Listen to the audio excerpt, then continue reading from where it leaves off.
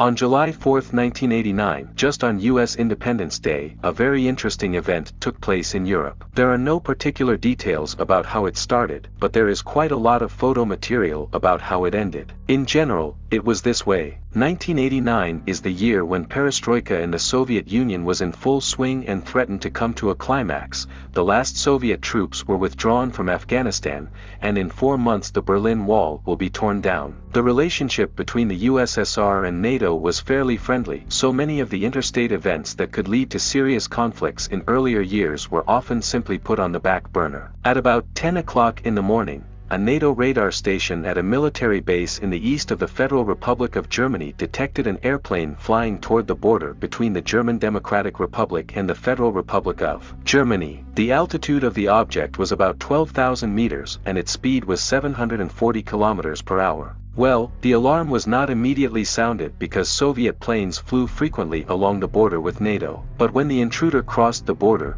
2 F-15 fighters were airborne to intercept it. At 10:05 a.m., the Americans approached the flying plane and discovered that it was a Soviet MiG-23 multi-role fighter, number 29, which was capable of speeding up to 2,500 kilometers per hour at this altitude but flying too slow. This was the strange thing. As they flew closer, the American pilots found that there was no pilot in the cockpit, from which the lantern had been torn off. The pilots were experienced, and immediately understood what was wrong. Little could the pilot have left the cockpit of his plane for any reason. Spontaneous catapult activation is not such a rare thing. Anyway, it took much longer to convince the dispatcher that the plane was militarily safe. Not only the pilot was not on it, but also the missiles. Then the controller decided not to shoot the plane down because it was flying over a very densely populated area and from a height of 12,000 meters it could have fallen anywhere. It was hoped that the MiG-23 would reach the Atlantic Ocean and fall there without consequences. But the MiG did not reach the ocean.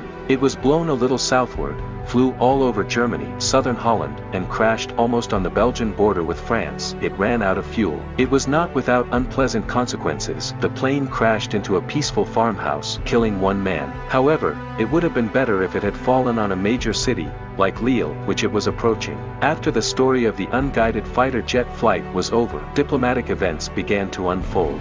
The Soviets quickly handled the incident, explained everything to the aggrieved party, and it was decided not to escalate the conflict. It was necessary to pay $685,000 for the destroyed farm and other damage caused. All necessary apologies were made. The crashed aircraft was taken back to the Soviet Union, and that was the end of it. It was only years later that the details became known to us. It turns out that something happened that often happens during sorties. During a training flight, the engine of the plane almost stalled. The MiG began to lose altitude, and the pilot, Colonel Nikolai Yegorovich Skuridin, had to eject, though with the permission of the command post dispatcher. Before leaving the falling plane, the pilot directed it into the sea, expecting that it would fall into the water. But it was a different story. After the pilot ejected, the engine spontaneously restarted and the MiG continued its flight. It turned out that the engine did not stop, it just lost power. But later, already without the pilot, the power was restored and the fighter went to climb. Since at that time the autopilot was working, the aircraft flew in automatic mode. MiG-23 with number 29 took off from an airfield located in the west of Poland on the shore of the Baltic Sea. It crossed the borders of several countries in automatic mode and flew 900 kilometers. The whole flight, mostly unguided, lasted 1 hour and 20 minutes, and all this time the fighter was on automatic, changing course only slightly. When it ran out of fuel, it began a smooth descent and crashed into a Belgian house. To end this story, it should be said that even before that there were situations when, after the ejection of the pilot, the plane continued to fly. However, none of them covered such a long distance, 50 kilometers at the most. The exception is one case when in 1987 a British Harrier without a pilot flew several hundreds of kilometers in an hour and a half until it fell into the Atlantic Ocean, but that is another story.